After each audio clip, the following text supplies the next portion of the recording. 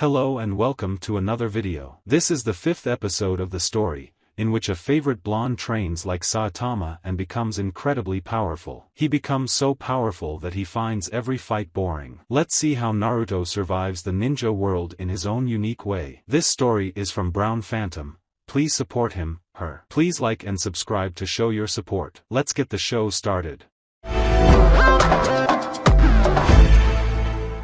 Lord Orochi, dear gods, Naruto. Just help us. Sasuke shouted. His teeth ground together as he tried to convince Naruto what should have been common sense.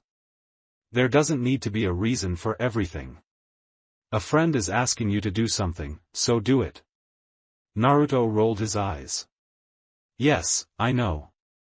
Sasuke stopped. His mouth moved, open and closed, for a few seconds before he managed to get words out. So you understand what I'm saying? Yes. I'm dense, not stupid. I know that you're likely in trouble. Hope bubbled in Sasuke's heart. So you're going to help? Naruto turned back to the giant, mostly unconscious, monster cat. No. Sasuke sputtered, an action that was only partly because of the foot that was still pushing him down into a branch. What? But you just said, I said that I understood your situation. Not that I'd help you. I still have a pet to tame. And with that, the boy turned away from Sasuke and the Sannin. He paced towards the giant tiger with a determined look on his face. The cat, who was struggling to stay awake, glared defiantly back, but even it knew who was the greater amongst the two of them. Naruto stopped mere feet away from his new pet, and opened his mouth to speak, only to be showered in a spray of blood. Naruto gaped. The ANBU guards, who had just caught up, gaped. Sasuke turned, eyes wide and face incredulous, to the man standing over him. Orochimaru licked his blade, which was now shrinking down to a normal size, before cackling. All lesser monsters bow before me. Nikomata is impressive, but she is nothing compared to my magnificence. Naruto hadn't responded. He ignored the snake man as he walked forward to place his hand on the cut running along the great tiger's neck. The life slowly drained out of her eyes, before her eyelids slowly fluttered closed. Naruto's head fell as he silently mourned the loss of his almost pet. Sasuke, however, clawed even more fervently at Orochimaru's leg. What have you done? The boy gasped. Orochimaru's yellow slit eyes darted back to his prey. Why, I am simply helping you, Sasuke. You wanted his attention, no? Well, now we have it. I didn't want it like this. Sasuke yelled. His hands clutched at his head as he softly whimpered. We're all gonna die. Oh, stop now, Orochimaru said. He can't be that bad. The ANBU squad, as a side, took one look at the situation and decided that it was above their pay grade. We're retreating, the ANBU dragon said. If the boss wants this situation handled, he can handle it himself.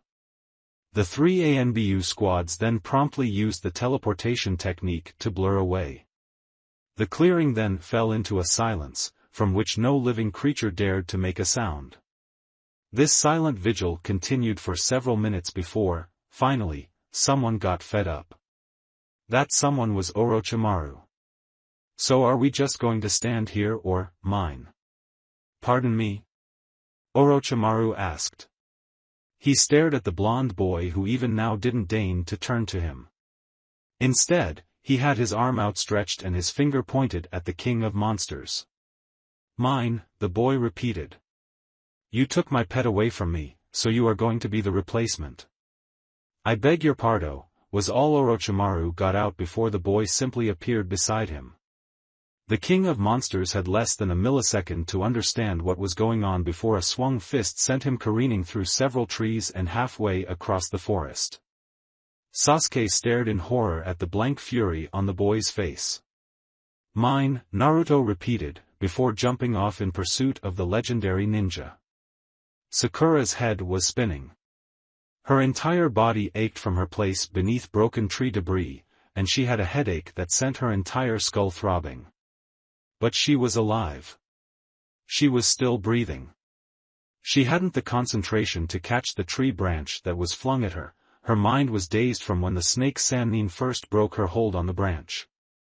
As such, she couldn't catch the projectile before it hit her, but she managed to throw a shield around her body. It protected her from the brunt of the impact, and then most of the impact of falling to the forest floor. She survived the encounter, but there was no way she made it out unscathed. Holy kunai, the young girl groaned. She was sure at least 5 different parts of her body had a broken something in it. She could barely move without pain flaring somewhere and sending 1,000,001 sensations to her already addled mind. It was so overwhelming that she decided to just rest where she was. Then an explosion happened, and Sakura realized that she wouldn't have the time to do such a thing. The Pinkette tried to raise herself from the ground, but the sheer amount of foliage on her was massive. The branch broke many other branches and parts of trees as it followed her down, and while it didn't land on her directly, a lot of the broken debris did. The pressure weighing her down wasn't oppressive, but it wouldn't allow her to get up very easily, and her shattered psyche wouldn't be able to lift it all on her own. Sakura slowly lowered herself back down. Her head rested against a rock, but it wasn't so bad. At least she wasn't dealing with what was happening out there. Her body started to feel cold, and her eyes slowly closed against her wishes. She felt tired, so very tired, and maybe, she thought, she could rest for a bit. Naruto, she heard her saner teammate scream, and her eyes snapped open. No. There was no way that he was here. Help me. Sasuke roared. No. There was only one person who Sasuke would reliably ask for help. Desperately, the Pinkette reached out mentally in order to assess the situation. One person was hopeful. They were also prideful. That was Sasuke. One was haughty. They, too, were prideful. Most likely the snake. One was a dark emptiness, completely devoid of any emotion, thought, or any semblance of being. This person made Sakura frown as she felt her own being sucked into the bottomless and ravenous void that was this person's emotional spectrum. That was Sai. Sakura wondered where he got off to. And, finally, there was one last person. They weren't so empty, but they were simple. Anger. Taken. Revenge. Kitty. Pet mine. No fear from being in the presence of a Sannin. No doubt in his ability. Just pure, simple, one-minded determination. Naruto had descended onto the battlefield. Sakura pushed herself harder. She had to get out of here. Sakura, past the pain, pushed against the debris trapping her on the ground. She tried to flex her powers, but it was to no avail. Her head felt like it was splitting in two, and her nose started to bleed. She collapsed back to the ground but didn't stay there. She had to escape. If Naruto destroyed a part of the village for such a weak enemy as the slime monster, she didn't want to see what he did to someone as strong as the snake Sannin. She didn't even want to think about why he was so angry. Come on, Sakura grunted. Her broken bones pushed against her organs as she struggled with the branches. Come on. It was as she was pushing that a hand came down and pulled with her. She looked up to see Sasuke, battered and bruised but still alive, looking back down at her. I knew you were alive, Sasuke said. You survived Naruto's punch. A little branch like that couldn't kill you. Sakura almost smiled at the jibe. There were bigger things happening right now, however. She worked together with Sasuke and managed to get most of the debris off her. Slipping out was just a matter of flexibility at that point, which she was easily capable of.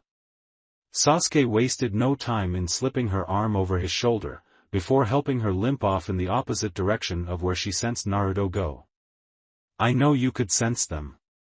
I felt your power brush against my mind. You were scouting. Sasuke said. Sakura nodded. We need to go.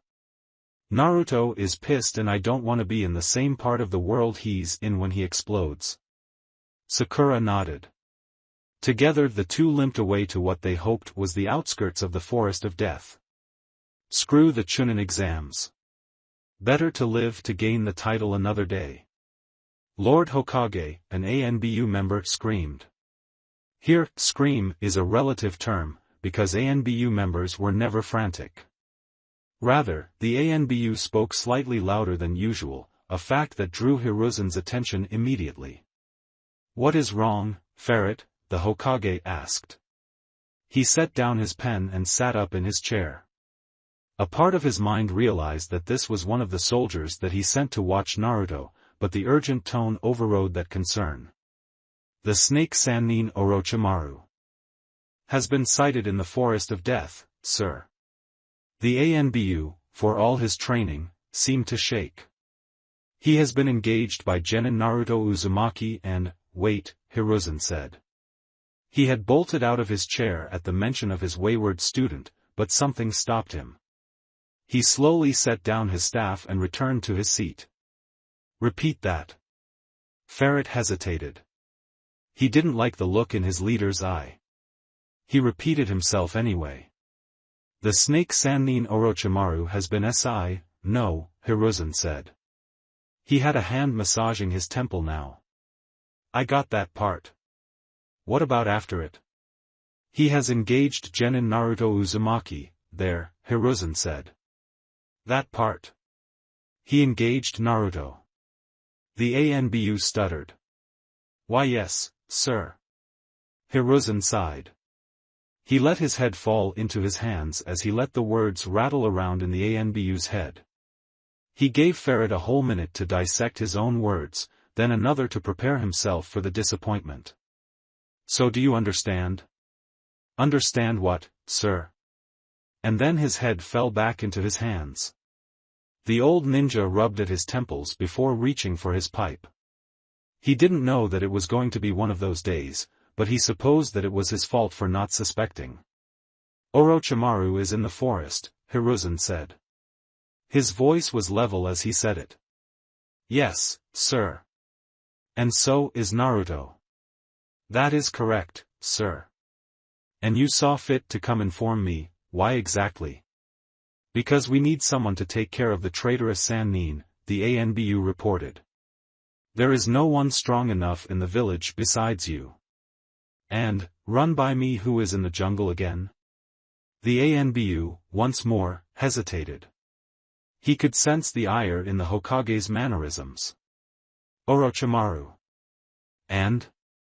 Naruto Uzumaki. Yes, quite. The old man started stuffing his pipe with tobacco. And you said that Naruto was slighted by my wayward student, no? Yes. Ferret responded. Well, I feel like the problem is going to sort itself out, then. Ferret made to respond, but the second he opened his mouth an earthquake shook the foundations of the village. Screams of pain that sounded eerily reminiscent of a snake hissing could be heard from the general direction of the testing grounds. That can't be. Ferret whispered. I heard he was strong, but... By this point I've accepted that there are some things in this life that I'll never understand. He leaned back in his chair. A small fire-style technique was enough to light his pipe. He took a deep drag before finally swiveling his chair around. His office overlooked most of his village, a sight that included the Forest of Death. He stared fondly at it. I had planned to teach Orochimaru a lesson myself, but it seems like some problems really are best left to the next generation. Another explosion sounded through the village. It shook the foundations of the building and rattled the glass of the Hokage's window. The ANBU stumbled as the shockwave hit him, but Hiruzen, being as old and wizened as he was, foresaw the whole event and picked up his cup of tea before it could be displaced. He waited until the tremors stopped to take a sip. The green tea, with 2 lumps of sugar, was the perfect temperature to enjoy. Ferret? The Hokage asked. The ANBU member snapped to attention. Yes, sir. Do me a favor. Go and survey the battle taking place between my wayward student and young Naruto. If he survives, come and get me. The ANBU swallowed the spit in his mouth. By he, do you mean Naruto or? I mean Orochimaru. Hiruzen cut in. Now be off. Not one to disobey a direct order, even one that placed him in such immediate danger, Ferret scurried off. The Hokage watched as he left, then turned his attention back to his window. Naruto must be really upset to make a dust cloud that huge, Hiruzen mused. He sipped his tea in time with the tremors and silently hoped that his village would survive the encounter. What is going on? Orochimaru screeched. His clothes were battered and disheveled, and his normally shiny hair was an absolute mess akin to a bird's nest. His right arm currently hung limply at his side, the bones broken beyond use, and the muscles in his legs were so overused that it hurt to move at all, let alone at the speed he currently needed to. All in all, he had some serious problems that needed immediate attention. None of them could be attended to, however. If he stopped, even for a second, a 5-foot-tall nuke would obliterate him from existence. Stop moving, the Uzumaki mumbled. His blue eyes were dull as he blipped from existence once more. Orochimaru, having already seen this, been through it, and had the broken bones to show for it, didn't stop to look around. He channeled as much chakra as he could to his feet and blurred away. The instant he did so, the tree that he was standing on ceased to be. It didn't break apart. It didn't vaporize. It simply ceased to be. Orochimaru wasn't sure how he felt about such things. I said stop moving, Naruto said. His voice was a low drone as he stared directly at where Orochimaru landed. His fist, pulled back from a punch, sat holstered near his side. Orochimaru almost gaped as he saw that there wasn't even smoke from the attack left emanating from it. The boy simply stood there. Why would I do that? Orochimaru asked. He tried to keep his voice as lilting as it normally was, but even he could hear the ambient fear in it. He tried to swallow the trepidation, but... well, there was still a section of the ground from where Orochimaru just narrowly dodged a stomp that was simply missing. The resulting hole went down farther than Orochimaru cared to test. Honestly, the snake Sannin was starting to feel as if he was in over his head. Naruto wasn't feeling the same. Fear didn't exist in him. He pointed at Orochimaru, scowled for good measure, and said, "You took my pet, so you must pay for it. Servitude or blood, I don't care which." Naruto clenched his fist. "But you will pay for it." Scratch that, the snake Sannin was definitely over his head, here. The amount of bloodlust leaking out of the boy was palpable. Subtly, the snake Sannin raised his one good arm to prepare a mud clone to distract the little freak. That arm was snatched away. Orochimaru didn't even feel it happen. 1 second he was preparing an attack, the next he could see his arm being crushed by the blonde boy. To his credit, the king of monsters did not wail. He took his dismemberment like a champion and simply stared at the stump where his arm used to be. "I suppose I should have expected that," he said. In his mind, he knew that no one would blame him for not suspecting that his arm would be swatted off like a twig off a branch, but with the way the day had been going he expected more of himself. Naruto hadn't responded to the witty banter. In fact, he hadn't responded to anything that Orochimaru had been saying the entire fight. He frowned when Orochimaru had tried to shed his old body for a new one, and then pulled the man out of the husk of his broken body by the neck, before breaking him all over again. That had been the only time that the boy emoted, however, and it taught Orochimaru not to use that technique again. So his body was broken, he had no way to repair it, and no way to escape. Welp. Go for broke. 8 branches technique. Naruto was expecting a lot of things from the creepy man. He was expecting some sort of laser eye beams, now that the man had lost access to its arms. He was expecting some kind of advanced kicking style of fighting. He was expecting, maybe, some kind of tongue attack. He certainly was a fan of using it early in the fight. He wasn't expecting the man to explode into a mass of wriggling white snakes. Naruto, caught off guard by the sheer absurdity of it, was washed away by the river of scales. By the time he righted himself, the monstrous creature was done forming. Orochimaru was no longer a creepy man with a penchant for hissing. He was now a creepy 8-headed monster snake giant. With hair. Ahahahaha, the monster cackled.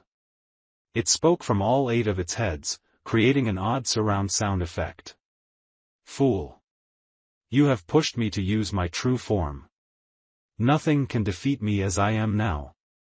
Naruto stared up at it. He wondered how the man controlled all 8 heads at once. My scales are impenetrable, my chakra unending, and my strength unmatched. The monster then swung its 8 tails, felling countless trees in the process. I think it's a hive mind situation, the Kyuubi supplied. He was watching the scene from within Naruto's head, and he was just as mystified. No, no, Naruto said. Then the heads would be moving the same as well. See? Some are wriggling left, while some are wriggling right. No hive mind. And now, I will show you my power. You will never overcome him. Naruto snatched the head from the monster's neck. It wriggled in the air for a second before collapsing to the ground in a lifeless tremor. Naruto dropped the dismembered head, which was bigger than his body, and grimaced as its eyes rolled to the back of its head. Alright, couldn't hear myself think, Naruto said while dusting himself off. Now what were you saying, Fox? Do you think he practiced? Naruto shook his head. No, more like it's something that may have become instinctive. No, the monster roared. I will not be bested like this. I am the ultimate warrior. And then, in a maneuver that neither boy nor fox expected, the monster regrew its head. The creature made disgusting slick noises as the new head grew from the stump of the old one, before roaring its victory to the world. I am Orochimaru, and I am perfection, it roared. It turned its attention back to Naruto, only for the boy to rip 3 heads off this time. The 3 heads collapsed to the ground, forming a morbid ring around the boy. Naruto stared at it. Well, that's interesting enough, the monster roared. I will be respected. And without ceremony, the creature swung its 8 tails, catching Naruto and the tree he stood on, and causing the biggest earthquake yet. What was that? Sakura screamed. The ground fell, then rushed up to meet her, easily wrenching her out of Sasuke's grip and back onto the ground. The Uchiha wasn't much better. He stayed upright for the first tremor and fell for the second. Is that Naruto? Sasuke asked. The tremors didn't grow any weaker, rather, they seemed to have grown stronger. Can you check, Sakura? The pinkette didn't respond. Instead, she closed her eyes and attempted to concentrate amidst the earthquake. Her mind wandered, moving through the forest to where the two were fighting, only to be repelled once she got within range. I can't, Sakura hissed through grit teeth. They're too strong. The sheer power in the air isn't allowing me to get through. Sasuke muttered a curse. He braced himself against a tree to weather the next quake and, when it subsided, he wasted no time in scooping Sakura off the ground. Then we keep moving. The farther away we get from them the better. Sakura nodded, not being need to be told twice. Get away from the fighting freaks? Sign her up. The two limped away from catastrophe together. Hopefully they would survive the forest. Whatever was happening over there was sure to be a fight of epic proportions. Orochimaru wailed as, once again, Naruto severed a head from its body. The boy's face was emotionless as he tossed the dismembered appendage away. The monster tried to retaliate, but in doing so only hurt itself. Its tails whipped around to catch the boy who was standing on its back, but the boy leapt into the air. The remaining tails managed to catch him, but the impact broke the bones in those tails. Naruto, now sent careening through trees, didn't seem any worse for the wear. He emerged from the crater he was smacked into with just as much boredom as when he first started the fight. What? What are you? Orochimaru said around ragged breaths. He had had to regenerate many heads from the brat's onslaught, and none of them ever managed to last for very long. He was running out of chakra very quickly, causing his transformation to weaken. Soon he would be little more than a collapsed mess. Naruto, for that matter, was not perturbed. He wasn't even tired. He cocked his head and stomped his feet and just stared. Gone was the glare and the anger, replaced by cold indifference. "I'm a ninja for fun," was his response. He didn't wait for Orochimaru's next words. "And you're boring me. I wanted you to be my pet snake, but you're too unruly. I'm going to have to put you down." Orochimaru bristled at that. He disregarded the fact that he was being trounced to leer with 8 pairs of eyes. "You? Put me down? What nonsense. Serious punch." The Chunin hopefuls all scurried to the ends of the lines, either inching or fully hiding away from the orange monstrosity that stood nonchalantly in the middle of the arena. The only ones stupid enough to stand near the boy were Kiba and Sasuke, and even then they didn't quite stand next to him. "That was you making all that noise, wasn't it?" Kiba all but demanded. He practically rode the boy with how much he leaned on him. "Of course it was him," Sasuke responded. "No one else is that stupidly overpowered."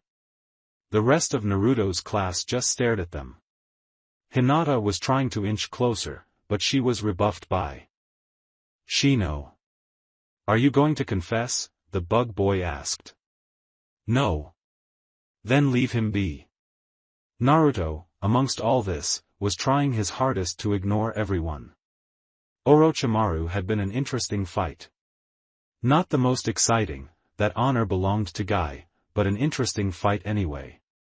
He wouldn't let his classmates get him down. So this was what greeted Hayate as he entered the arena. A bunch of children either squabbling or trembling at the sight of a single, short boy. To the man's credit, he didn't even look twice. He looked to the paper in his hand and started on his practiced speech.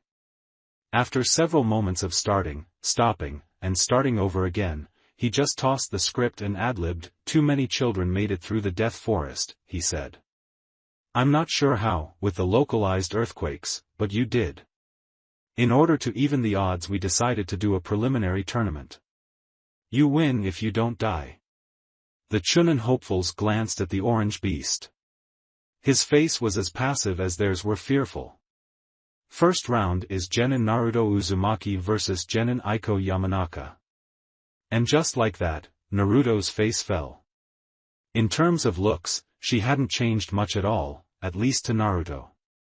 Her long, blonde hair ran down her back like a waterfall of gold, shining and resplendent in the light. She had grown taller, just a bit, so that she was a whole head above Naruto. A simple purple jacket was buttoned up almost to the top, showing just a bit of her collarbone, and black skin-tight shorts and black and purple sneakers completed the outfit. Something new, however, was the purple clip keeping her hair out of her eyes. It looked cute on her, Naruto noted. Aiko didn't waste any time. She made her way over to the boy and stood imperiously not 5 feet away. She postured, a wry smile on her face, for a whole minute without talking. Her pale blue eyes seemed to bore into the boy like a drill, and Naruto did something that no one thus far had ever seen him do. He fidgeted. The people around him almost lost it. The first to react was Sasuke. To him, Naruto was an immovable bastion of strength. Right now, it seemed as if the wind could knock him over. He stalked up to the blonde boy, the extra competitors not having been required to leave yet, and hooked his arm around Naruto's shoulder. "Hey, idiot, what's wrong with you?" he asked. He hadn't meant it as an insult, that was just the way he talked to the nearly mute boy. That didn't stop the Yamanaka girl from stiffening, however. Her smile faltered, just slightly, but no one seemed to notice. Naruto was too distracted by Aiko to pay it any mind. He didn't respond to Sasuke's taunt. Unfortunately, Sasuke had mistaken it for the boy's regular state of being. He glared at Naruto for a few seconds more, before dragging his eyes over to the Yamanaka. "She's someone you know? Is she a freak like you?" Now, those that knew Naruto didn't see anything wrong in Sasuke's statement. Some, like Guy, would even take such a statement in pride. Aiko, however, was not such a person. Her eyebrow twitched at the boy's words. Kiba, also not a person adept at reading the mood, chose this moment to stalk over. He laced his arm around the boy as well, but unlike Sasuke he wrenched the boy closer to him by the neck. "Who is this broad?" Kiba asked. There was a faint bit of a snarl in his voice as he talked. Kiba particularly didn't enjoy a Yamanaka's presence. He tolerated Ino, but Ino was special. "She bothering you?" Aiko's hands started to twitch as well. Her smile had completely disappeared off her face by now, but she had managed to keep her emotions in control. No one seemed to be noticing the impending explosion, however. No one, of course, except Ino herself. Ino knew a Yamanaka about to explode, being one herself. She had stepped forward to pull her best friends away, but Sakura had jolted forward ahead of her. Ino knew how Sakura got around Naruto. She also, being a researcher of psychology like all Yamanaka, noticed the telltale sounds of anger leaking out of Aiko whenever Naruto was shown aggression. Ino wisely took cover. "Oh no," Sakura all but yelled. Her psionic energy was responding to her exasperation, and her hair floated gently on the wave of her power. "I'm not dealing with this any more than I have to. Let go of the little psycho and let's get up to the stands." Sakura then reached out, hands in a sort of claw, to rip the two boys away from the most dangerous person she knew. To Kiba and Sasuke, they were suspecting a psionic wave to wash over them, and thus tensed. To Aiko, who knew nothing about the three, she just saw a third person coming to bully the poor blonde. And that would not stand. "Enough," the Yamanaka screamed. Her voice rippled through the air and caught the younger children off guard. Kiba and Sasuke flinched, and they suddenly backed away from her, and in the process left Naruto behind as well. Sakura fully winced. The girl's voice, and her strong mental state, all but stunned her. Seeing the three offenders back off, Aiko smiled a vindictive smile, and rushed over. She scooped the blonde into her arms and dragged him away from the bullies. "I knew I shouldn't have left him alone in there," she muttered. Naruto was now holstered firmly in her arms, but judging by how limp he wasn't fully functioning. "I knew I should have stayed behind, but Kiban assured me that he would be okay." The girl then sucked her teeth. "I knew little Naruto wouldn't get along with those bullies. Why is everyone in the academy such a jerk?" The other students, especially the ones who had seen Naruto restructure landscapes, stared with wide eyes and open mouths. They looked from Naruto, who could tank a blow from Guy and move faster than light, to the woman nuzzling him, and then back again. "Come again? Come again?" Hinata asked. Normally she would restrain herself from speaking her mind, but her mind was a little preoccupied. Aiko turned from snuggling her favorite blonde to glare at the Hyuga heiress. It was so heated, so full of hate, that Hinata had to take a few steps back. "You," she said, pointing at Hinata. Her finger then moved to point at everyone else in the arena. "And you, and you, and you. You're all so mean to him. He was bullied in school, and now you're bullying him here, too? Just 'cause he's a little smaller and a bit slower doesn't mean that you can make fun of him." Sasuke, who was easily several inches taller than Naruto, had never thought of the boy as small. I'm taking my little Naruto and leaving. He made genin, so I can take him with me. And like that, the Yamanaka dragged Naruto away. Most were too preoccupied with the fact that Naruto was being dragged away to do anything about it. Little Naruto? Sasuke turned to the announcer. The man didn't have a response to the nickname. He was busy trying to reassemble his brain. It wasn't until the girl was almost out of the arena that the first person regained their senses. It was, unsurprisingly, Sakura. "Wait," she shouted. Aiko stopped, though the glare she shot over her shoulder conveyed extreme disgust. "You can't just leave.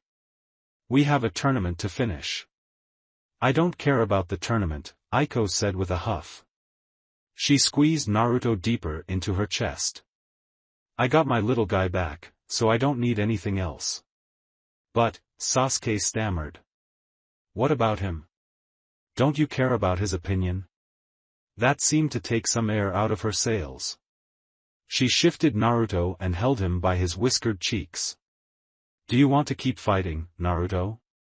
I won't stop you if you want to." Naruto wasn't in any position to answer. His eyes went crossed as he tried to focus on the girl who was practically in his face. Bois." Aiko jumped up, face beaming. Her next words came out in a chirp. "See? He doesn't care." That wasn't an answer. Hinata all but screamed.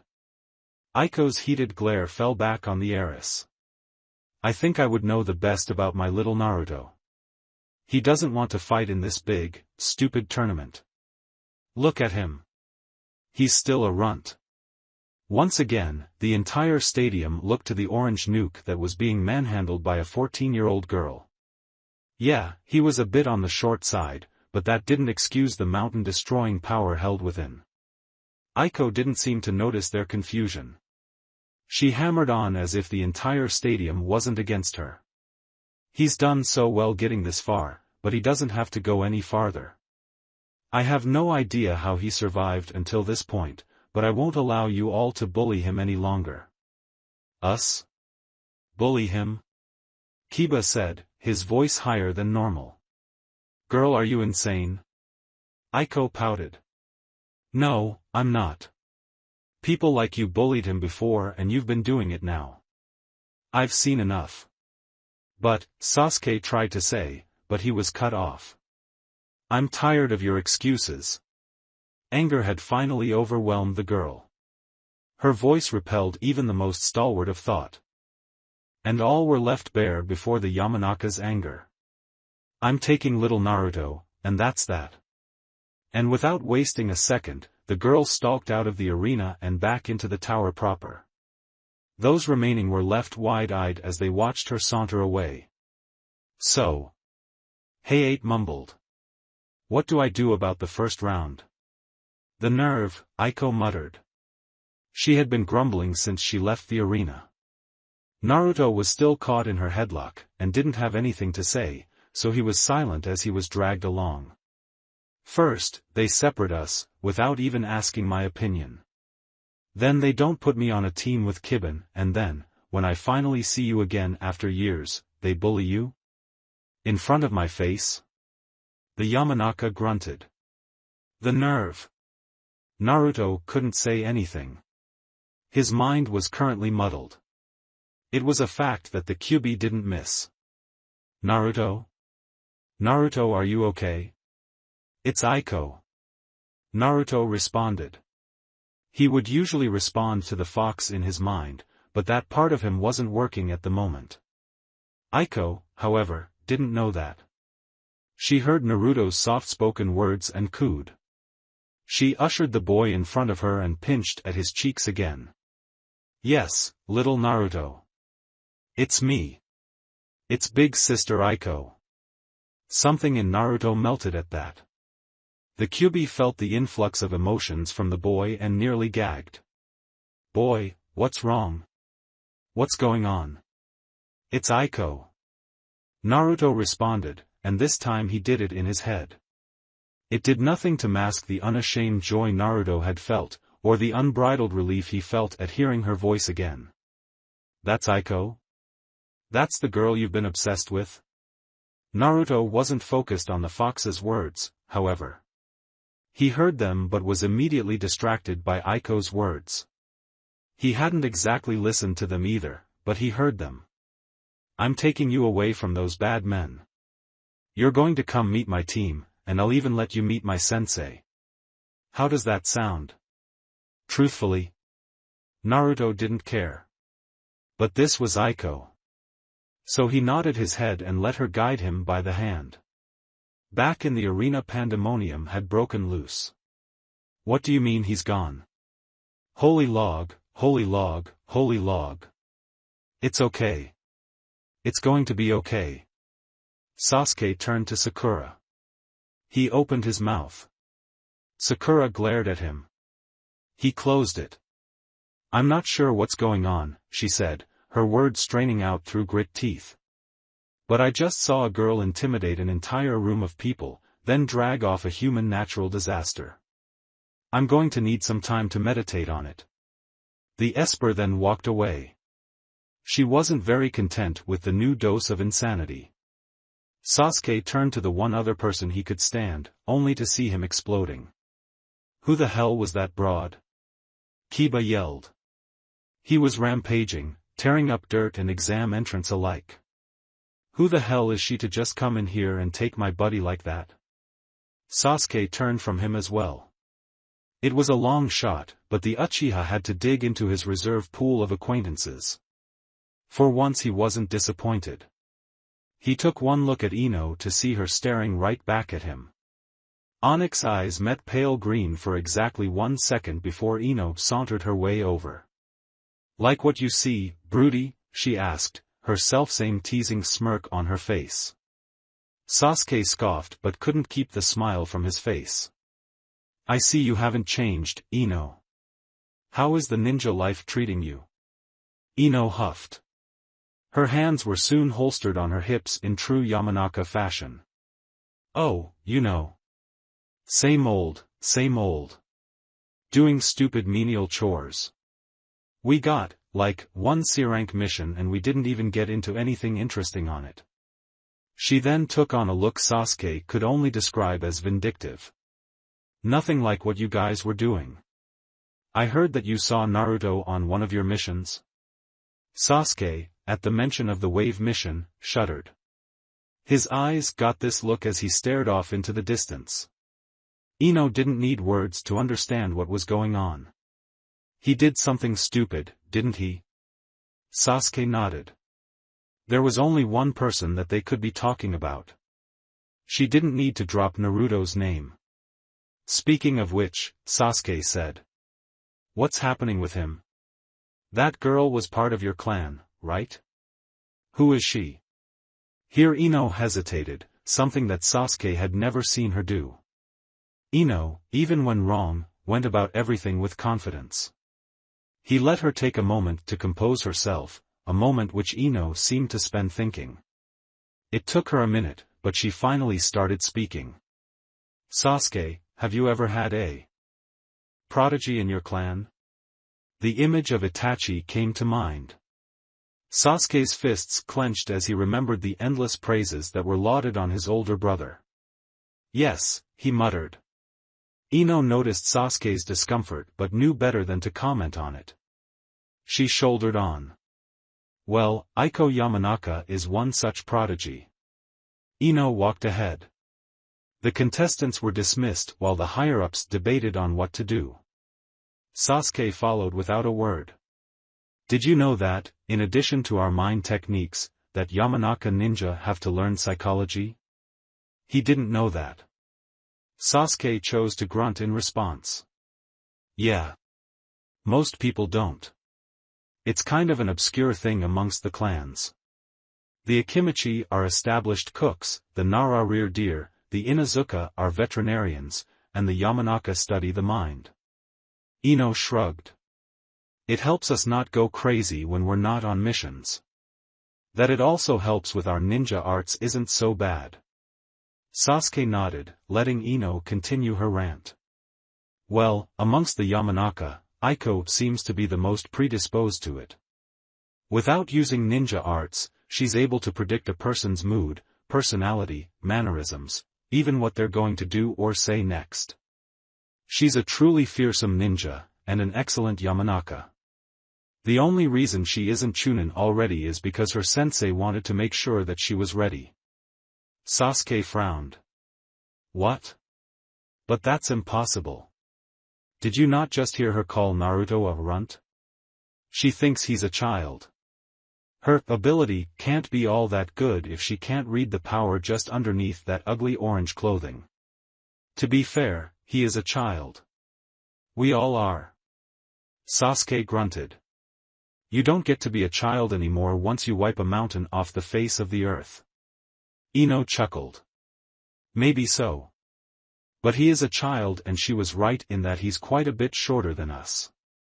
To be able to overlook all that power is simply unbelievable, however. Even I could tell that he is a walking nuke, and I haven't even seen him do anything outrageous. Besides, picking up that mountain. And fighting Guy in the air. And destroying the industrial district. And scaring the ANBU. Listen, Ino cut in. We all know about Naruto's feats. It would be hard for us to ignore them, seeing as he either creates explosions or earthquakes whenever he fights.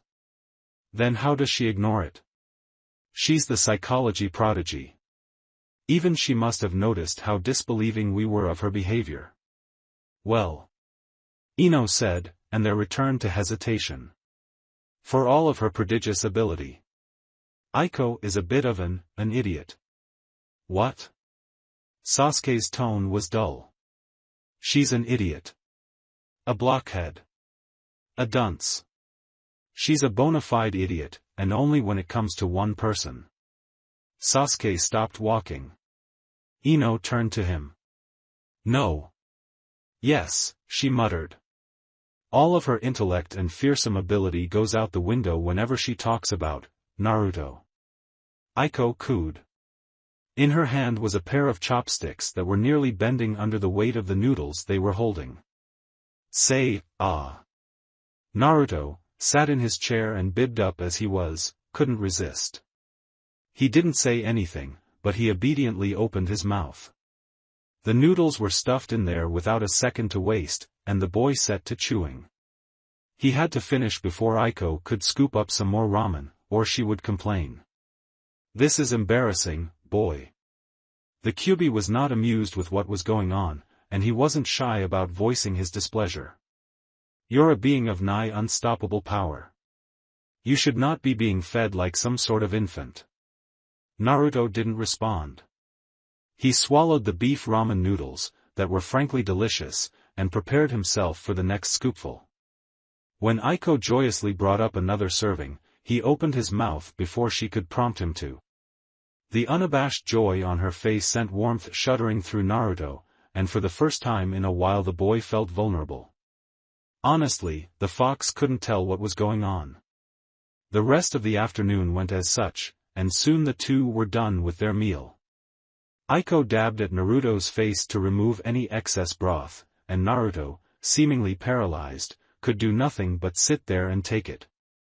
Honestly, you're still as messy as ever. You haven't grown up at all, have you, little Naruto? MF, Naruto replied. The handkerchief was smothering his mouth. He wanted to protest that claim of hers, but Aiko didn't seem to want to hear it. Honestly, I don't understand why you hang out with those idiots. Aiko had taken to pouting. Naruto couldn't look away. I know that you don't like talking, but you can't let them walk all over you like that.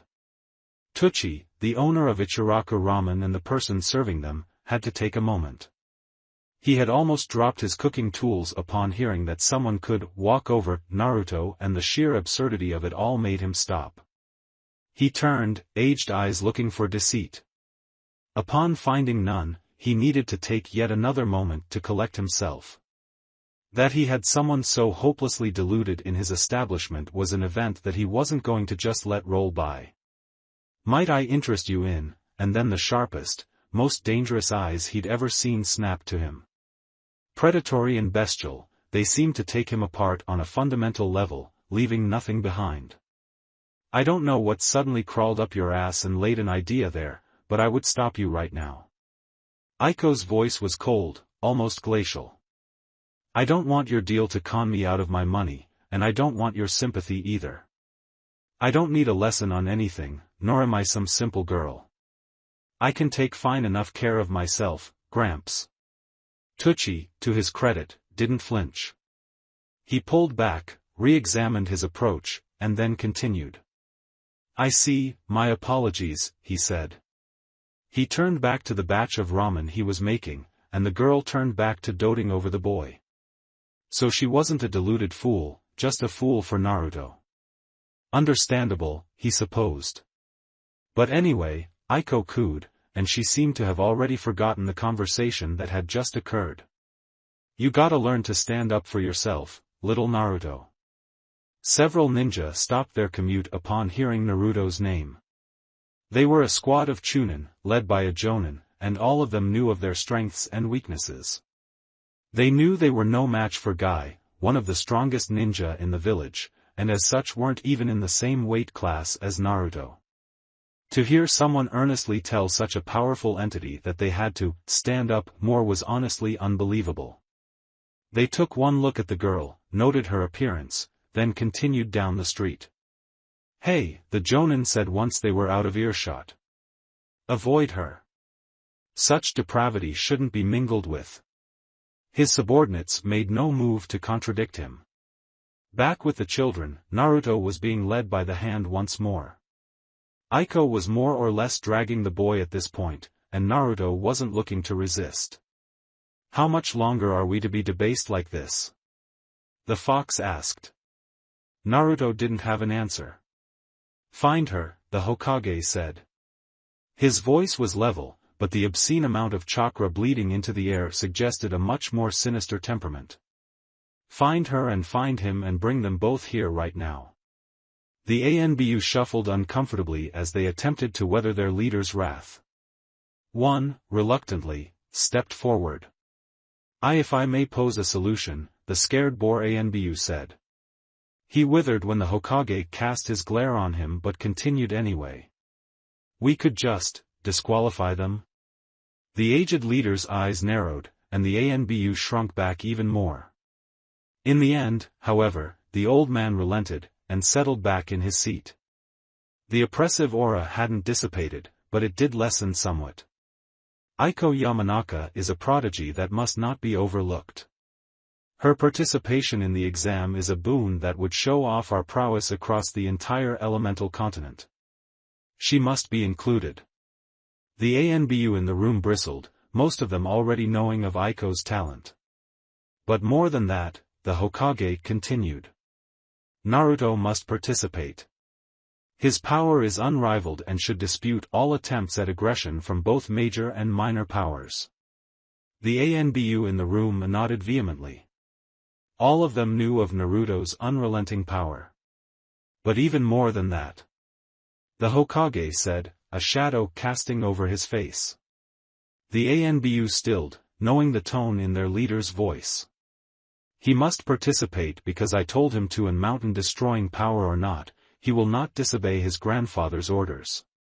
Find him, subdue him, and tell him that I said for him to return to the arena, then drag him back here. By his ear, if you have to. Yes, Lord Hokage. And with that, the most elite fighting force of the Land of Fire filed out of the stadium on a babysitting mission, to discipline a bunch of children. No, the ridiculousness was not lost on anyone. Brat, the Kyuubi said. He was surprisingly subdued. A thought occurs. Naruto didn't respond. He was being led through the thoroughfare of Konoha by the arm. Aiko had decided that it was far more profitable to have him be even closer than he was before. Still, he nodded mentally, and the fox continued when he got the confirmation that the boy was listening. We were in a stadium. Naruto nodded. That was in a tower. Naruto nodded again. That was in the middle of a deadly forest. He nodded. I mean, it isn't deadly for us. Far from it. Yup. That seemed about right. But I think it should be noted that I do not remember traveling through it again. It is entirely possible that I simply blacked out, or wasn't paying attention, but I don't think that happened. Still, I will ask you, how did the girl get us through the forest of death? Naruto shrugged. I see, the fox mumbled. Well, good luck with your psycho. And then the fox disappeared from Naruto's conscious, the presence of his mind retreated from Naruto's senses.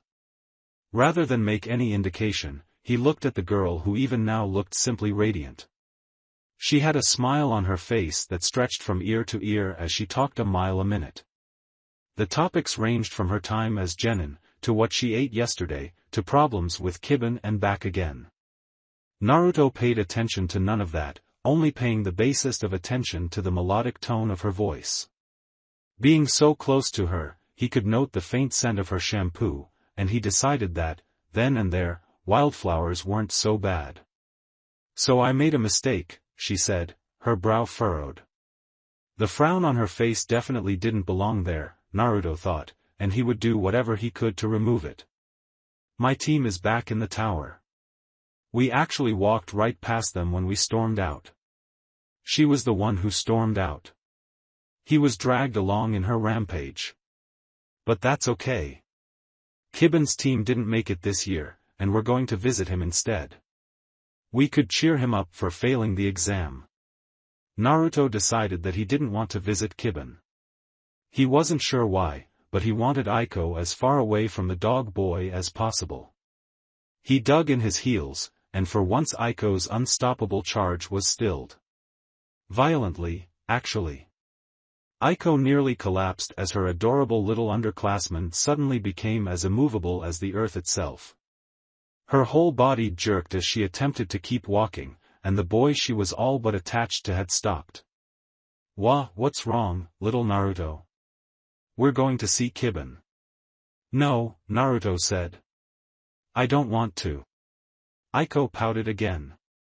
Her hands were on her hips in no time, and Naruto could already hear the lecture forming. And why not? Kiban is a good friend of ours. He was always so nice to you. Naruto shook his head. No. Nice to you. He wasn't nice to me. Aiko rolled her eyes. Oh yeah? What about that time that he gave you his pudding? You told him to. And that time that he protected you from bullies? You told him to. Oh, and that time he covered for you in class and helped you with homework? Because you told him to. Aiko grunted. Well, he's been nice anyway, so we're going to see him. And like that they were moving again, Naruto much more reluctantly than before. They walked for nearly an hour, with Aiko taking up most of the conversation. They eventually reached a training ground that Naruto was not familiar with and was inside in a minute. Like most training areas in Konoha, the place was densely forested. There were clear patches of dirt for people to spar and work out, but for the most part the area was shrouded in trees and shrubbery. Aiko led him straight to a clearing, assured in her path, and came across a team of 4. One was obviously taller. His huge, banded arms were crossed and the frown on his face as he watched 2 of the younger ninjas fight told Naruto that he was the sensei. Next to him was a boy of a much slender build, but with obvious musculature showing through his cotton button-up shirt and standard ninja pants. He was the first to see Aiko and Naruto and waved excitedly before rushing over. The 2 in the middle of the clearing were fighting. One was a girl with shaggy brown hair. She wore a furry coat and had red marks on her cheeks. Her face was set in a grimace, her mouth in a snarl which showed off her fanged teeth. She went for a swipe with her nails, which looked as sharp as any kunai, but the attack missed as her opponent stopped short. She overstepped and her opponent, a larger boy of similar look, took that moment to palm her in the gut.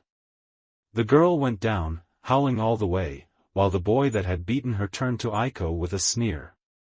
Your instincts are good, Kibari, but you'll need to use more than just instinct in a real fight, he said. His nose then twitched, and he concentrated for a moment. Then he looked straight at Naruto and broke into a sprint. He was on the orange boy in almost no time at all, and Naruto found himself scooped up into a hug by a boy taller than him by almost half his height. Little Naruto? Is that you? I haven't seen you in forever, little buddy. Naruto tried to pry the boy off of him, but for some reason he couldn't fight the energetic boy's grip. It took a minute, but Kiban finally relented, and dropped Naruto unceremoniously. Naruto, of course, landed without incident. That didn't prepare him for the headlock that the Inuzuka placed him in. And you became a ninja, too, huh? Nice headband, little guy. Kiban then dug his knuckle into Naruto's skull. It was a classic noogie, and one done with almost no force at all, but Naruto was still annoyed by it. Memories of the academy came rushing back, and he almost couldn't stop himself from struggling against Kiban with all of his strength. When he was a mere kid, such a struggle would just entertain the rough boy. Now that he was a ninja, using all of his strength was excessive. So Naruto held back. Holding back still wrenched Kiban off him. Oh ho! Kiban yelled, recovering from Naruto's shove easily. Someone's gotten stronger. Aiko chose this moment to step in. Yup. He made it through the forest of death and everything. She then sneered. He even made it farther than you, dog breath. Kiban bristled, but his mouth twitched into a smile that highlighted the competitive burn in his eyes. Those weird earthquakes knocked us out before we could do anything. I'll definitely get in next year. I'll be a chunin by then. Can you handle a whole year as my underling? Oh ho, Kiban growled. But it wasn't aggressive. I spend my life as basically your underling, anyway. What would the difference be? Throughout their conversation the two had been slowly inching closer together. There was something there, something in the way that they looked at each other, and the way that they talked to each other, that Naruto didn't like. His fist clenched, and he felt like punching something, anything, really, in order to itch at this indescribable feeling clawing at his stomach. But he knew that it would do more harm than good. So he watched as Aiko and Kiban talked to each other. And he felt powerless, weak. And then he turned. Brat, the fox called. Where are you going? To get stronger, was Naruto's reply. I'm still not strong enough. Who was that? Kibari all but growled, her words coming out from someplace deep in her throat. She had huffed her way over to the gathering of children on wobbly legs and ragged breaths. But she made it. The two ninjas snapped out of their trance, now that someone had disturbed them. They blinked, coming to grips that a world existed outside of the two of them. They looked around, focused on Kibari, then blinked again. Huh? Kiban asked. His cousin rolled her eyes. She was already used to his idiocy. Who was that little boy? I couldn't see the pup around the dirt in my face, but I smelled him. Kibari then sniffed the air. He smelled dangerous. Aiko scoffed. She actually had the wherewithal to chuckle before answering. Little Naruto? Dangerous? No way. Kibari stiffened when she heard that name. Her exhausted muscles tense, and her jaw clenched. I'm sorry, who did you say it was? Kiban ignored her, instead focusing on Aiko's words and only Aiko's words. Right. The little guy wouldn't harm a fly. I'm sorry, Kibari said. Did you say Naruto? He's an adorable little bundle of energy. Aiko screamed. I just want to cuddle him. Naruto? As in Uzumaki? He's a tiny gnat that needs protecting, to be honest. Kiban muttered. He was immediately swiped by Aiko. Stop that. He's baby. I'm sorry, Kibari cut in. She moved bodily in between the two in order to ensure she had their attention. Did you mean Naruto fucking Uzumaki? Was he just in our training ground? Aiko and Kiban looked at one another, then back to Kibari. When they spoke, it was as one. Yes? Kibari almost cursed at their idiocy. She took a minute to calm herself before speaking. You mean Naruto Uzumaki, the human bomb, the walking disaster, the orange blondie, that Naruto Uzumaki? We had a natural disaster in our training ground, and you two decided to play lovey-dovey rather than tell us anything? The two looked confused. Their frowns indicated that they had no idea what she was talking about. There is no way that you don't know about Naruto, Death Incarnate Uzumaki. We know about little Naruto, Kiban said. I don't know about all the rest of that stuff. Kibari actually growled here. She felt like throttling the two, but she resisted the urge, primarily because she was still tired. There is no way. I refuse to believe that you two don't know about the boy who single-handedly destroyed a part of the village. What are you talking about? Yeah, Aiko added. Are you okay? She put a hand to Kibari's forehead. She had no idea how close it was to being bitten off. Little Naruto is a sweetheart. And like that, Kibari decided that, fatigue or not, she would take a bite out of at least one of them. She crouched, ready to pounce, when her partner finally made his way over to their part of the field. Their sensei was trailing along behind them. The look on his face was so obviously disappointed that it hurt. Hey, their third teammate, a boy by the name of Kazuhito, said. He was panting from the long run from the other side of the clearing. Was that Naruto Uzumaki? The three nodded. Why was a natural disaster in our training grounds? You know, the fox murmured. At a certain point these exercises become meaningless. Naruto didn't pay any mind to its words. His arms came down, then back up again, as he benched a weight above him. Somewhere in the background there were screams of terror, but he honestly didn't care enough to pay any attention to them either. Are you finally going to talk to me? The fox asked again. You don't have to keep it all in. Naruto grunted. Up. Down. The fox never particularly cared for anything that he felt. Only that he was getting stronger. So he would get stronger. Up. Down. That's not fair, the fox said. I wanted you to make friends. Up. Stop. That was true. Why would the fox want him to make friends? Entertainment, mostly. Of course. Personal gain. Everyone did things for a reason. Everyone either hated you or pretended not to. Or were Aiko. But that was a moot point, now. Up. Down. The fox sucked its teeth. The sound echoed throughout Naruto's head. But I also did it because I worried about you. No one, not even you, can last too long without companionship. And what does that make you? The boy asked. Are you my companion now? After all these years, are you my friend? The fox winced at the venom in that last word. The boy didn't seem to believe that he cared for him. Honestly, the fox wasn't sure if that was true. At the very least I can tell you that we're not enemies. Naruto huffed. Up. Down. Boy. Tell me what's bothering you.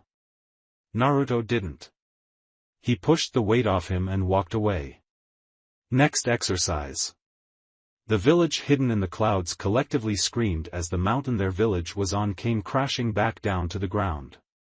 Aiko kicked a pebble. It bounced on the dirt road that was the main street of Konoha. People, mostly civilians, gave her a wide berth as they went about their jobs. There was something about a ninja, mostly their garish way of dress, that set them apart. No civilian wanted to have anything to do with someone that counted people like Guy and Naruto Uzumaki amongst their ranks. And honestly, that was the problem. Her team seemed to think that little Naruto was some kind of monster. They said things like, "He carries mountains," and, "He massacres A-rank ninja." Aiko scoffed. That was impossible.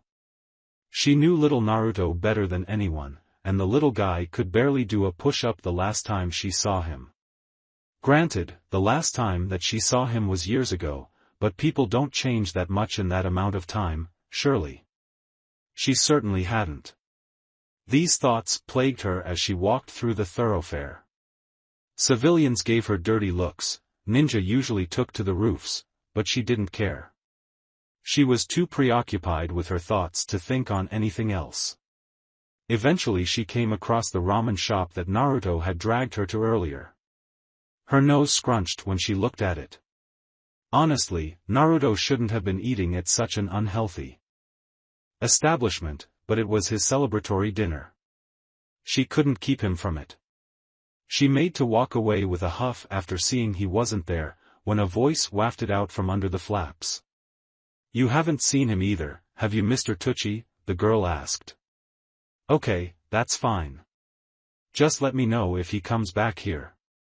And then a girl paced out of the stall, face set into a pout. Her brown hair was done up in 2 buns on either side of her head, and she wore a pink sleeveless cheaphouse-style dress and khakis. She let the flaps of the store fall behind her, and was set to storm off on a mission, when her eyes roved over Aiko. She stopped in her rampage, only temporarily, before changing direction and storming over to her. She stopped a few feet away, eyes squinted. "Hey, do I know you?" Aiko shook her head. She would remember someone with a hairstyle that distinctive. "No, I don't believe we've ever met." "Are you sure?" the girl asked. She took a step closer. "I feel like I know someone just like you. And I don't meet Yamanakas very often." Now that comment caught Aiko's attention. "Funny how you can piece together my clan when you don't see them often. Is there any reason why?" The girl was, thankfully, oblivious to Aiko's suddenly inquisitive tone. One cheek inflated as she thought on her answer. "Well, no, but I don't really run in many clan circles. I only know like 2 Hyuga max, and that's only because I have one on my team, and he complains about the other one so often I feel like I know her. My graduating class didn't even have any Yamanaka, and like 2 Inuzuka." The girl then pouted. "Which is why I'm so confused. For some reason, it feels like I know you. For the life of me, however, I can't remember ever meeting you." The girl then walked a pace around her. "You're a ninja, right?" Aiko nodded. She adjusted the headband on her upper arm. "You probably graduated a year before me, then." Aiko smirked. "Why couldn't I have graduated a year after you?" "Simple," the girl matched her smirk. "I had a little buddy in my grade that got left back. I chose to look after him after I graduated." "Oh." Aiko's eyes widened. "I had a little buddy that got left behind too." Her smile faded. "I couldn't look after him, though. My dad told me to stay away." A fire then burned in her eyes. "But I'm a ninja now, almost Chunin. I don't have to care about what he says anymore." The girl laughed. "That's the spirit." "Oh, why are my manners?" She held out her hand. "The name is Tenten. No surname." "Aiko," the Yamanaka replied. "Aiko Yamanaka. Glad to make your acquaintance." "Likewise." Tenten chirped. "Hey, now that we're friends, can you help me with something? I'm trying to find a friend. It's my little buddy, he's gone." "Oh? I'm looking for my little buddy too. Maybe they went off to the same place. What's your little buddy's name?" "You're gonna laugh. You've probably already heard of him. His name is Naruto Uzumaki." "I cannot find the use in this exercise," the fox hummed. He, however, didn't stop Naruto. The boy was currently running. On his hands. On water. Without chakra. Just pure speed and the belief that he would be able to move fast enough for the surface tension to hold him without breaking, before the next hand came down. For the move part he was right, and the spray that shot up from his hand sprint was massive. Aiko scowled. Whatever demeanor she had regarding this girl had vanished almost immediately, replaced with something cold and possessive. "I'm sorry, repeat that?" Aiko's tone was almost venomous. She hadn't realized that Naruto had made a friend in the academy. While it was disheartening to know that he got left back a second time, to know that he had made a friend was even more worrying. This Tenten could be the kind to use and bully her friend. Aiko wouldn't stand for that. Naruto Uzumaki, Tenten giggled, as if the name wasn't anathema to speak out loud. As one, both civilian and ninja recoiled in horror. Some ninja looked amongst themselves to check that the little monster wasn't secretly among them somehow, while the civilians scanned the sky, half hoping that he was just clashing with Guy again. When they noticed that he wasn't in their presence, the people simultaneously relaxed and grew irritated. They shot glares towards Tenten for daring to evoke such a calamitous name in their presence. The bun-haired girl was used to such vehemence. She reveled in it. Actually, Aiko wasn't nearly so accustomed. She glared right back at them, and even forced some of them to look away. Satisfied with their submission, she turned her glare back on the bun-haired girl. She was remarkably less affected. "Why are you looking for him?" she asked. "I was under the impression that he was some sort of monster. He can take care of himself." Tenten, infuriatingly enough, giggled at her words. She seemed prone to doing that. "A monster? I'm not so sure about that. At his worst, he's a rogue firecracker. At his best he's a socially awkward teddy bear." Aiko wasn't sure about the firecracker part, but it was nice to see someone with an iota of sense. Maybe this Tenten wasn't so bad after all, if she knew that her little Naruto was as soft as they came. "I mean, yeah," Tenten drawled, "he did fight Guy-sensei to a draw above the village."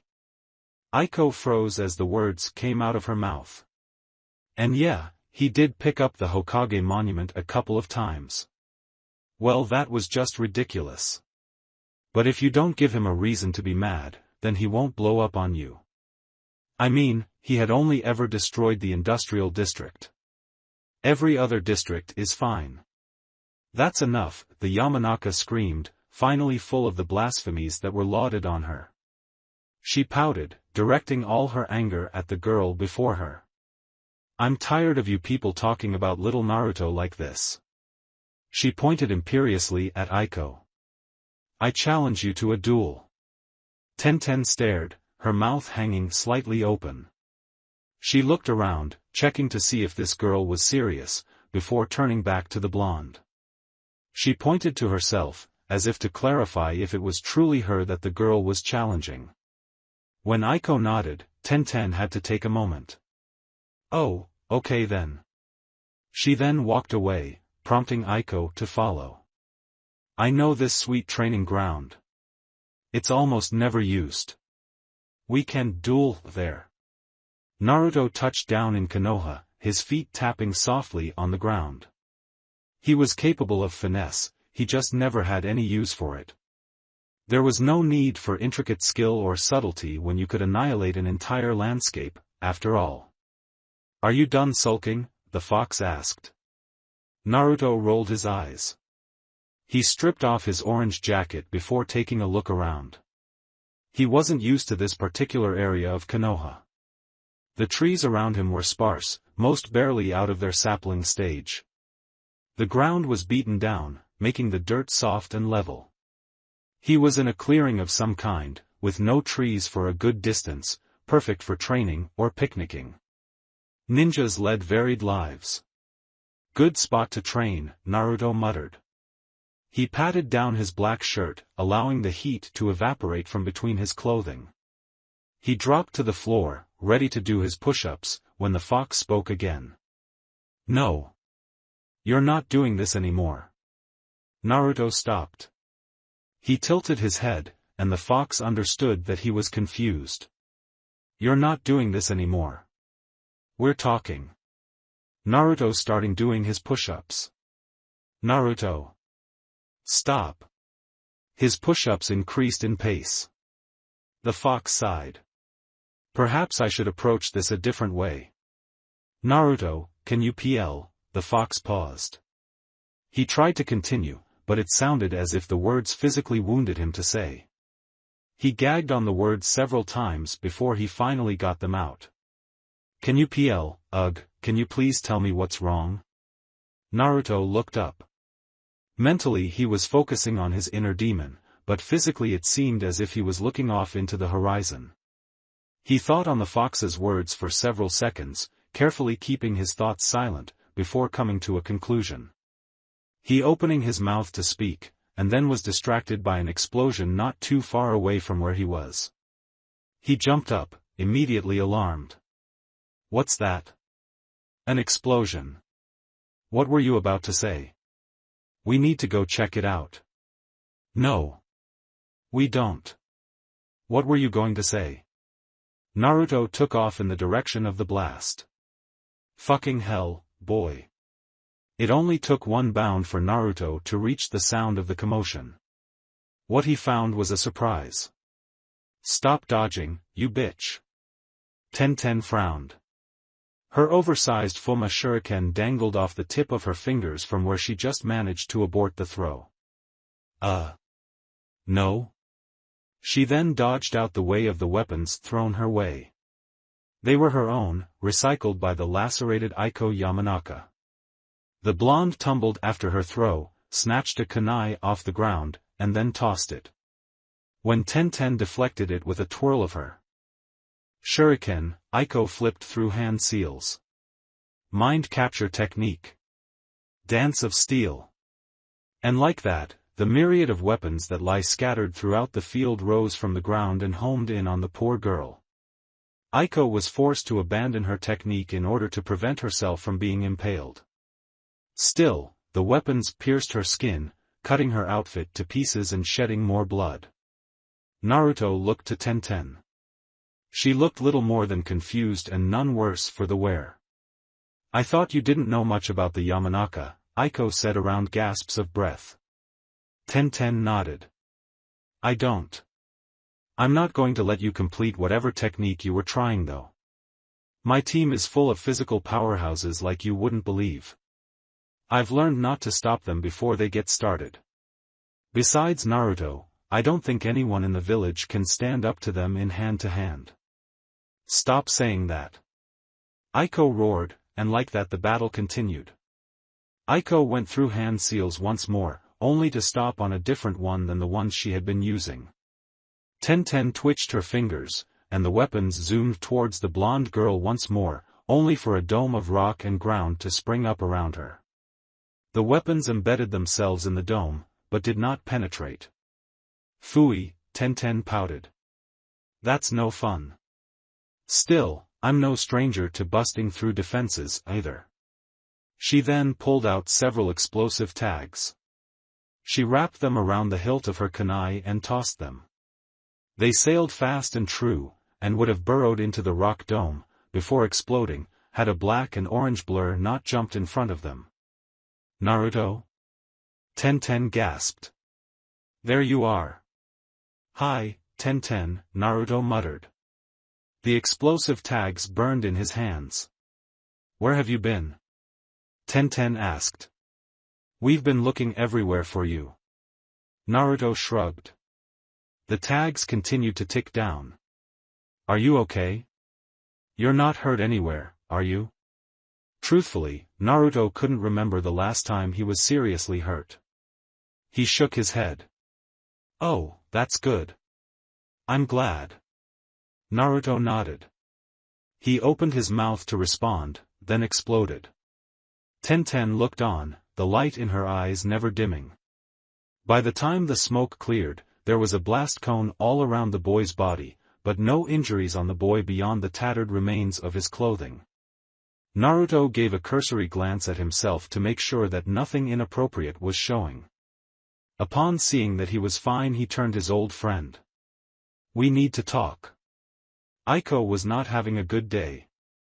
It started off good, with her getting into the Chunin exams after years of being rejected by her own sensei. "You're not ready," he would say. "Give it another year." She was tired of waiting. She had to rise as soon as possible. She wasn't sure how long it would take little Naruto to graduate. She needed to become Jonin before then if she wanted to be his sensei. So she trained. She trained so hard that her brain hurt. She trained so hard that she would often black out every night with her head buried in some old tome that was half as heavy as she was. She threw herself so hard into her own training that she barely paid any attention to the goings-on of the village, and those around her. She paid a cursory glance to the things around her, and worked so hard that she became known as a prodigy amongst her clan. Aiko scoffed at such notions. She was just a really hard worker. So what that she appeared as cold and distant to her teammates? So what that she fell out of touch with everyone except Kiban? So what that little Naruto didn't hear from her? It would all be worth it when she came back to him and rescued him from the academy. One can guess how happy she was when she was entered into the Chunin exams. She calculated where each team would go based on their headbands, thank you geographical art of Shinobi war, and followed a team from the hidden river to, well, a river. There she took over the mind of the leader, then led the three into a trap. It was so easy that Aiko made it to the central tower in under a day. Barely a couple of hours. High off of the exhilarating emotions, Aiko went to sleep almost as soon as she hit the tower. She didn't wake up until the next day, only to hear people talking about an earthquake. She shrugged at that. She was always a heavy sleeper. A quick change of clothing and trip to the stadium, and she was in the best mood she had ever been in. Soon she would be a Chunin, and then she would rescue her little buddy. And then said buddy showed up in the arena, looking as if everything was okay. Everything was not okay. All of her plans were down the toilet if he had already graduated. Still, it wouldn't do for her to just ignore him. So she walked up to him confidently, hands on her hips. The precious boy's eyes widened when he realized what was going on, and Aiko's happiness at seeing him again almost overrode the unease she felt at not being his Jonin sensei. And then everyone started calling him a monster, and Aiko thought that maybe not everything was lost. Maybe they were still bullies to him, which meant that he still needed her. The rest of the day was kind of a blackout for her. Things blurred together and angry words were said, but Aiko was pretty sure she defended her little orange marshmallow from harm. And then he went and got himself lost. Oh phooey. Looking for him was a hassle, but she eventually got a lead. And then that lead betrayed her. She called Naruto inhuman too. She would have to pay for that. Aiko was a whole year older, and a lot more dedicated. Surely taking this girl down to size would be easy? No, it wasn't easy. She was a slippery thing, and hardly stayed in one place for more than a couple of seconds at most. Normally that wouldn't be a problem, Aiko could trap someone with her jutsu for much faster speeds. No, the problem lied with the various projectiles that she seemed to have a near-limitless supply of. Those things got in her head. And around it. Everywhere, really. And just like that, her most useful weapon was taken away. Aiko really only had one option left. Retreat, retreat, retreat, retreat. And she did. She summoned a dome of earth around her and hoped that it would be enough. The explosions from outside told her that, no, it probably wouldn't be, but it would buy her enough time to come up with a plan. So that's what she did. She crouched down low, buried her head between her knees and thought. What? The position worked wonders. So she couldn't use her jutsu. That's fine. Weapons? No. She wasn't sure that the girl wasn't some kind of metalmancer.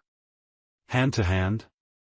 No, she admitted that her partners were taijutsu monsters. She would have ways around that. So what to do? What to do? Ugh. She couldn't think like this. Little Naruto was somewhere out there, lost and alone, and she was settling a grudge match with some little hussy that picked him up after she left. There's no time for this, she hissed. I'll just wing it. Note, Aiko Yamanaka never winged anything. Frankly, she was terrible at it. Still, with a single hand seal she tore down the rock walls, only to be greeted with an unusual sight. Twin rising dragons. Tenten yelled. 2 scrolls popped out of, somewhere, and landed firmly in her open palms. She swiped some blood across a seal on the parchment, before letting it unroll. Written on both scrolls, over and over, were sealing arrays. Stored within those scrolls were an ungodly amount of weaponry. Tenten's smile was vicious as she looked down at her opponent. You won't be able to dodge this, Naruto. Aiko's head whipped to the person opposite the bun-haired bitch. Sure enough, standing on the ground and looking up at the airborne Tenten was Naruto. He had discarded his orange jacket, leaving only a black shirt and orange pants. He wasn't moving, like Aiko expected him to against such a powerful shinobi. Instead, he just stood there, face impassive, as he stared down what was most likely an ultimate technique. Go, twin metal dragon! Tenten roared. Aiko's eyes almost fell out of her head. The scroll started to dance around her, as if by magic, then started twirling around her in a double helix formation. The weapons fell out of the scrolls as one, then floated alongside their master. Tenten pointed, and the weapons moved. They turned into dragons, complete with glowing yellow eyes. Metal dragons, Tenten whispered, her voice almost a lilt. Devour, and then they did. They soared through the air like a missile, their maws open as if to feed their non-existent stomach. They covered the distance between their master and Naruto in less than a second, and Aiko could do nothing but gape as they slammed into him. The Yamanaka almost collapsed from the impact. The earth cracked and broke. Aiko turned to the girl. She was still suspended in the air from her jutsu, her face still contorted in a mask of absolute concentration. How could you? I thought he was your friend. Tenten glanced over. Her brow quirked as she took in the girl. Aiko? I almost forgot about you. How are you doing? Aiko scoffed. How was she doing? You killed Naruto. It was Tenten's turn to scoff. Please, if this could kill him, he would be dead a long time ago. The little monster is invincible. Aiko's mouth opened. Again with the monster thing? How far did this bullying go? Finally fed up, the young Yamenka raised her hands. Her family's signature technique resonated throughout her entire body. She aligned her fingers to surround Tenten's flying, but stationary, form and concentrated. She would eliminate all of little Naruto's bullies, starting with this one.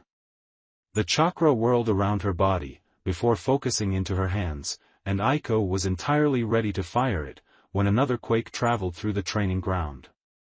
Tenten's mask descended on her face again as her outstretched arms suddenly started to shake. Aiko, however, didn't know what was going on. What's happening? Tenten only spared the Yamanaka a glance before turning back to the dust cloud that her dragons were currently ensnared in. The beast has descended onto the battlefield. What the hell are you talking abo? And then another quake. The ground shifted as something stomped on it from within the dust cloud. A wind finally blew through the clearing to reveal what was inside. Aiko gasped when she saw that it was her little Naruto. He wasn't dead. She made to run to him, but only got halfway. She stopped dead in her tracks when she saw what he was doing. The metal dragons groaned as metal was subjected to stress it was never meant to take. The twin dragons continued their advance, or at least they desperately tried to, but both were held back by Naruto's outstretched hands. Tenten poured more of her chakra into the technique in an effort to overwhelm the blonde boy, but it seemed to be to no avail. Naruto was not budging. He wasn't even straining. Tenten, Naruto started. His voice was dull and his blue eyes had lost the childlike sparkle that Aiko remembered always being in them. He pushed the twin dragons, both of which were bigger than him, back as he talked. Then, without warning, the boy shoved them off him. He chambered a punch, then released it. Aiko wasn't prepared for the shockwave. The twin dragons roared in agony as they fell apart, not a single weapon surviving the attack. Tenten, as smart as she was, managed to dodge the attack, but be that as it may, it still parted the very clouds. "We need to talk," Naruto mumbled. Yeah, Tenten chirped. Her smile was almost infectious. "I got some new tea. Let's talk about it over that." Naruto just nodded. Tenten landed right next to him, somehow, and the two turned as one to the exit of the training grounds. Aiko, however, could not follow. Her knees were jelly. She turned to look at the wave of destruction that was wrought by her precious little Naruto. It extended far beyond the horizon.